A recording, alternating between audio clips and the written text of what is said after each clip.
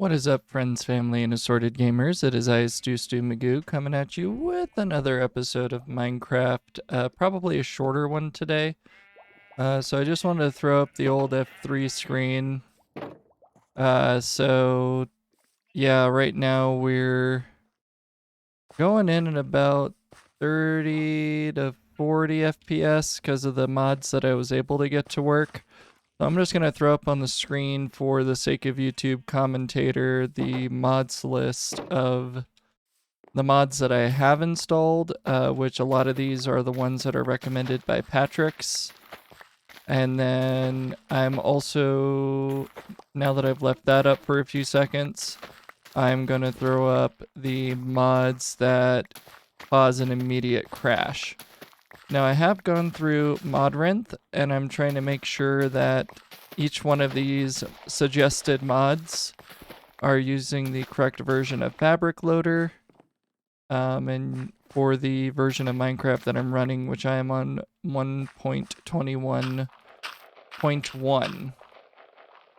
So in doing what I can to try to be as compatibility friendly as possible.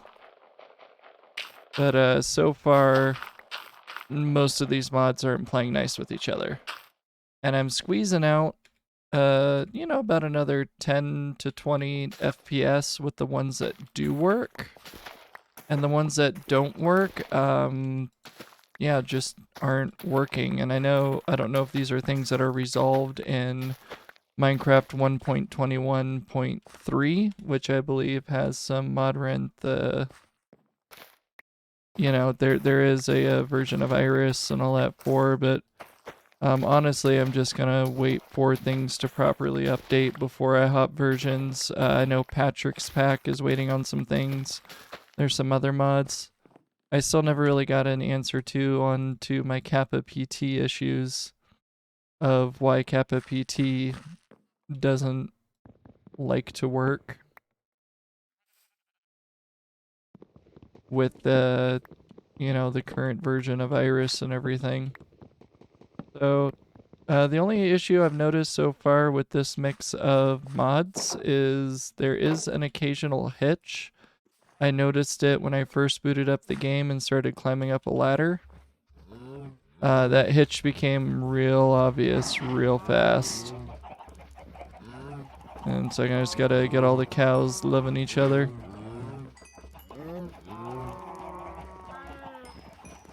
Do. Alright, has everyone had a chance to produce more offspring? I'm still occasionally getting more hearts. I think I hit everyone though. Alright. That's all the cows. Gotta do my breeding.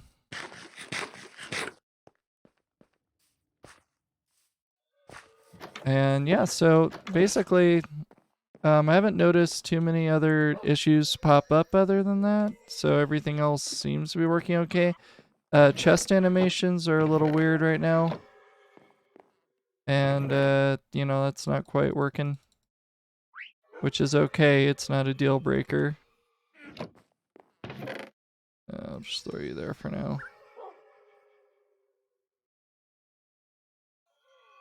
Yeah, this is kind of my junk drawer right now. Nope, nighttime.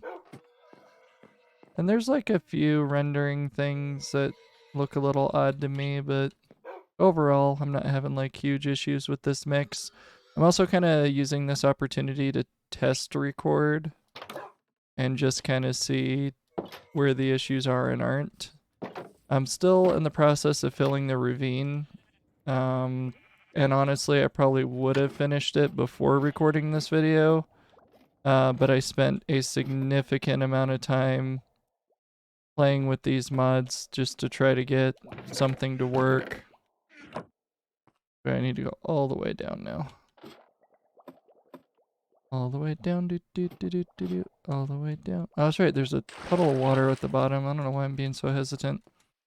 But yeah, so I mean, there is a noticeable smoothness that has been added. That's just tough. That's just tough. Yeah, I'm like clearing out cases upon cases of ores and minerals. in the process of getting the ravine filled. And another question brought up, why don't we just light it up? Because even lighting doesn't matter when it comes to golem spawns. So we're not trying to prevent monster spawns, we're trying to prevent specifically iron golem spawns. And iron golems will still spawn even when there is a fully lit area. Now, technically, I could do like a honeycomb pattern, you know, fill in every other block and be efficiently that way because they need at least 2 blocks of height to spawn. I could also just lay down layers of dirt and make sure that every surface they could potentially spawn on, I just make them all path blocks. So while the cave is still open, I just lay down a set of path blocks, and theoretically that makes them non-spawnable for iron golems, and that could work, you know. But I'm dumb, and I like the challenge, I guess, of filling a ravine, and plus it's relaxing for me to dedicate the hours to filling it. Well, that's an infested area. Probably means there is a cave there. I'm not gonna mess with that right now. But you know, it's you know, why do we climb Mount Everest? Because it's there. And that's kind of how I feel about filling in the ravine. Because like, what's the dumbest thing that I could do in this situation and eat up like 20 episodes doing it, and that's filling in the ravine. The only issue I'm still running into, and I don't know if it's just you know, if I don't support the high-end tier of the RE, the guy that makes Kappa. I always forget how his name's laid out. It's like R33 something 6. But I don't pay for the expensive part of the Patreon. I just get like the basic, you have access to the shader packs tier. So it's nothing like revolutionary or that I'm, you know, paying for, you know, other than just getting the basics. So there is a newer version of Kappa and Nostalgia and everything that I'm not using, and I don't know if that resolves the iris compatibility issues. But like the tier up where I get the newest updates is a little bit rich for me right now. I don't have that kind of money to throw around on Patreon. Because really on a Patreon I'm supporting Patrick's Pack, so I keep getting Patrick's Pack updates because this is my preferred way to experience Minecraft is with this pack. And I love that it's color accurate, it's high def, the PBR effects on it are second to none, and I love this artist's work. You know, it's probably about the closest you can get to realistic vanilla that I've seen. And the liberties that he does take with the models and the designs are all reasonable. So I think it's okay. But, you know, I know everyone has their own preferences.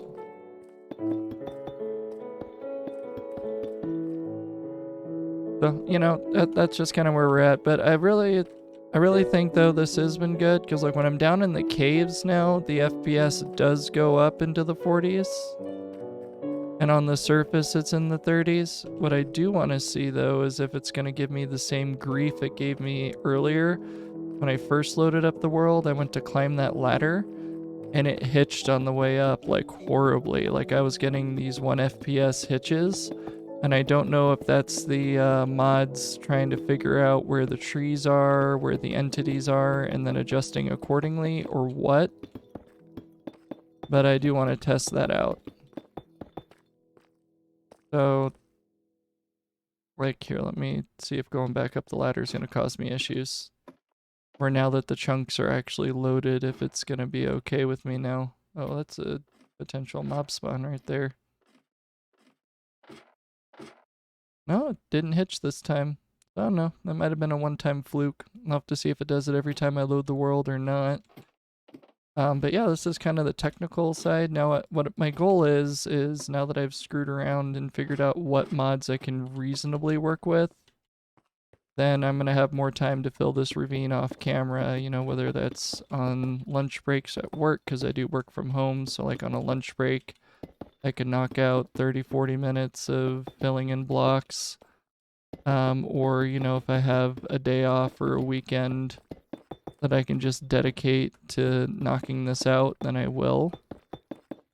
Because at this point, I'm already dedicated and I've already come this far, and just the sheer amount of work already into it gives me a little bit of a sunk cost fallacy to where it's like, I don't want to go back. Because I feel like just to throw a layer of dirt on this, turn them into path blocks, and say, there you go, I've made this area spawn proof. To me, it doesn't feel like the fill in all the caves mandate that I had, and it feels a little cheap. Like I'll forever think about the ravine I never filled. And I know it's not the most riveting content, and that's going to be the challenge of it, which is part of why, you know, I was kind of experimenting with showing other resource packs. I have an idea to potentially show off Painterly, because Painterly's gone through a massive revival, and it's a 16 by 16 pack, so to be honest, like, the FPS on that will be beautiful and insane. Because, you know, even with the shader on, I think I'd still probably be getting like 80, 90 FPS. Even though I probably should have it capped at 60. Although, I don't necessarily want to cap it at 60 because I have a 144 hertz monitor. No, sorry, a 240 hertz monitor. And so, when I do get more frames, it does feel good. I'm not really worried about power consumption or efficiency of the machine so much as what's the maximum frame rate I'm going to get out of this. But, you know, it's just a matter of what's efficient, what's not. And some of the mods in the list that was initially presented to me seem to be server-side mods, and we're not running a server. And it's...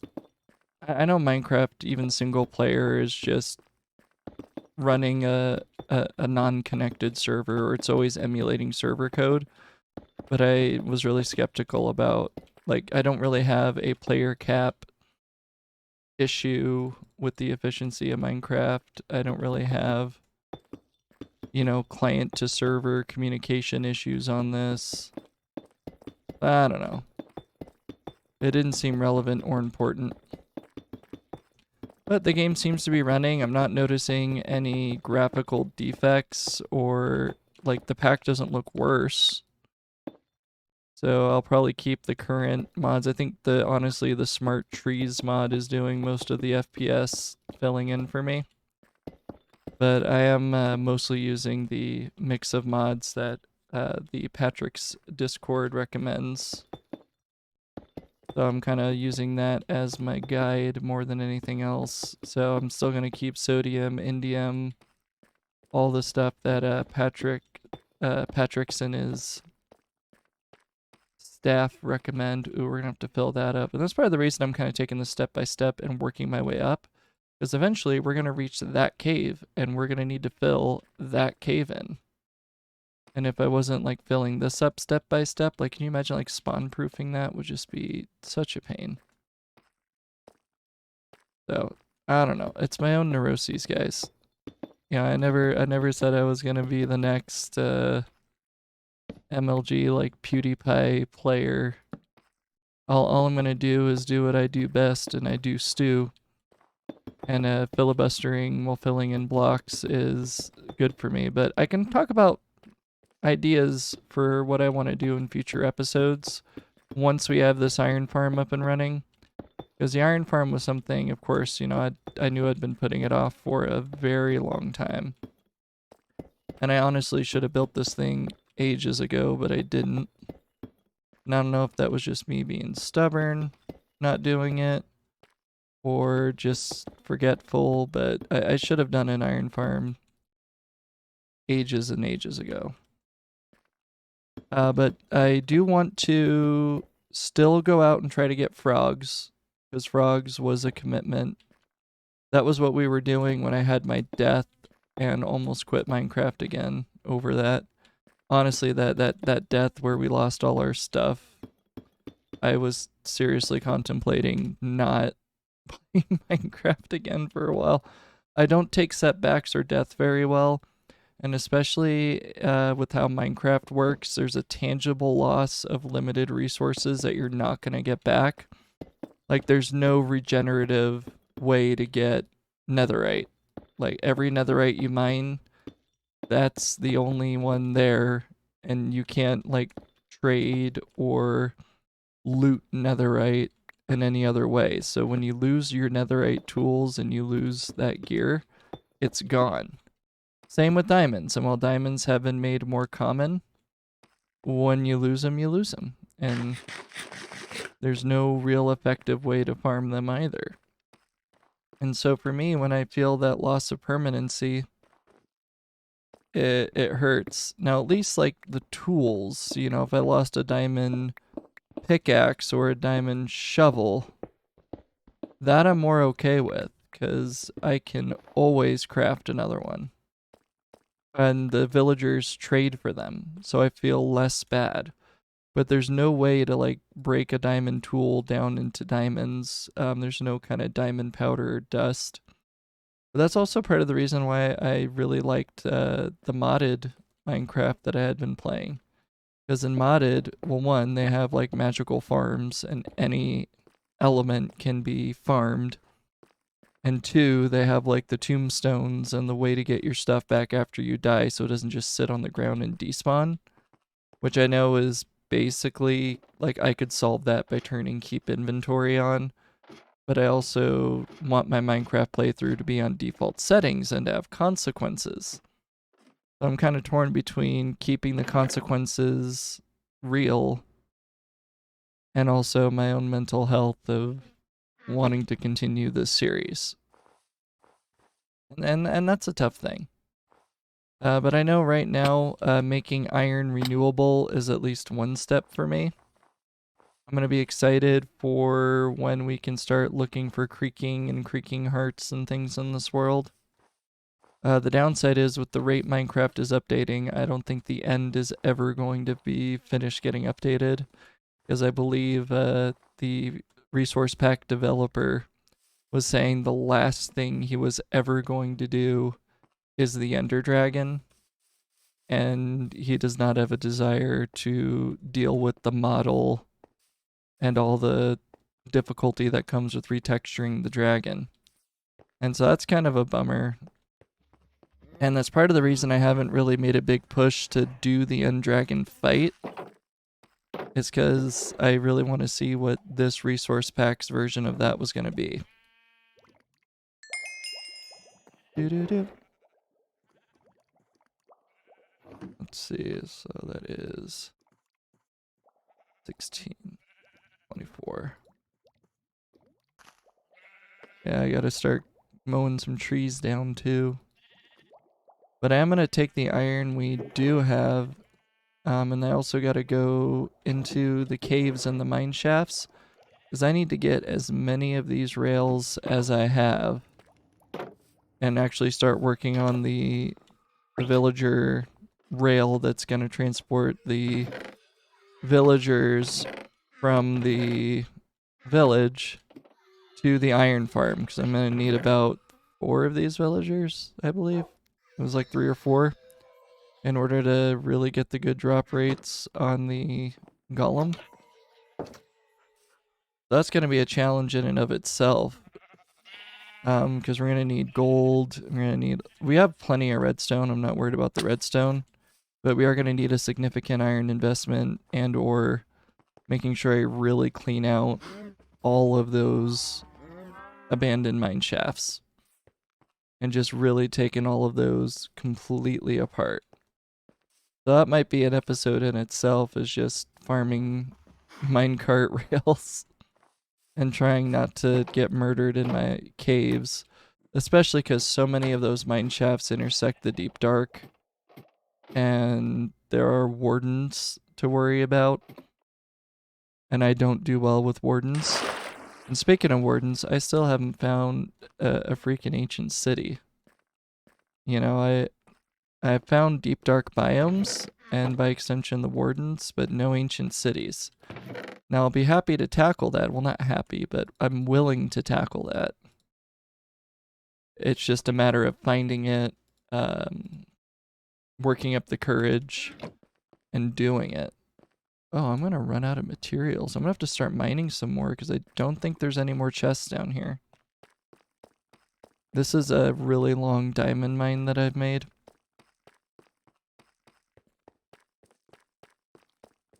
I think I heard footsteps. Yeah, okay, that weren't my own. Okay, there's one more chest of resources down here, but is that even full? No, it's like only partially full. So I might have to do some more diamond mining. And I gotta start bucketing up all this lava to use. And like I feel less bad about bucketing and removing lava. Just simply because it's not a big deal anymore. Lava's regenerative with the dripstone. Another thing I gotta use dripstone though is it made clay renewable. So you can just farm up a bunch of dirt, turn it into clay. And I think dirt is technically renewable too, because the Wandering Trader sells specialty dirt blocks that can be turned into dirt.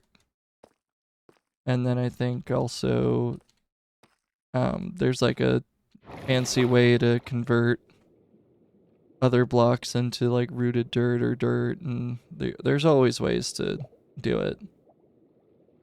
So, you know, that's all going to be one step at a time kind of stuff.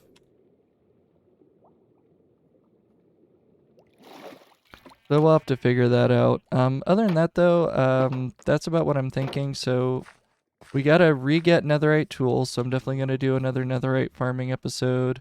Definitely gonna try to get frogs again and try not to die this time. Additionally, a storage house. I do want to build in our base here a storage room that I can properly sort and label everything, so I do have an actual centralized storage system that works. And then it'd be kind of nice to find one of the other biomes and then build like a bee site kind of base in a non-snowy biome.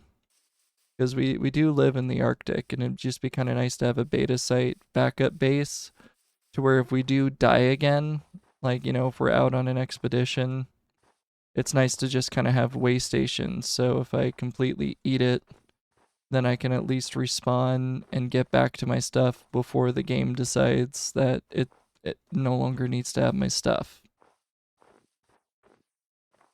And also just a change of scenery and a different architectural style would be nice to mess around with. You know, like maybe something in like a tropical base. Try to do like more tropical huts and things. I don't know. That's just a thought, and I'm willing to hear feedback on that as well.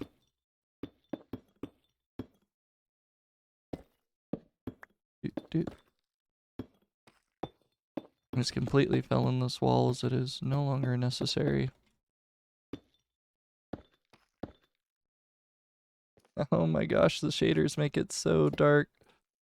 But yeah, that's about all I have to say about that. So yeah, leave me feedbacks on like quests and things you want me to go on. I'm not abandoning the ravine filling, but I'm honestly not going to make any other episodes of me filling this ravine either. So the goal is, before I sit down to record again, this ravine will be full. It'll be completely filled in, and we'll be on to the next phase of our iron farm making. But I also want to see kind of what long-term projects you want to see. And then I can always find another resource packs dragon. I believe Patrick's, he does recommend pulling conquest mobs. So we could always use conquest mobs to do the ender dragon fight too. But I'd want to be back on netherite before we do that. And I would want to be prepared with the proper items for that too. I'm so excited because that's the bottom. We're like already filling in this bottom layer and working our way back up. That feels monumental. And I know it's not a huge deal, but it kind of is to me. that we're already filling in. We're the full 30 blocks down. And we've filled in what we need to, and I can start reclaiming that wool, that measurement wool. Whoops. And that feels good to me. Just put that up there so I don't keep messing around with that. But yeah, so anyways, guys, this has been StuStuMagoo. If you like what you see, please hit the like button. If you'd like to see more of this content, please consider subscribing. As always, I hope that you have a better and safe rest of your day. Bye.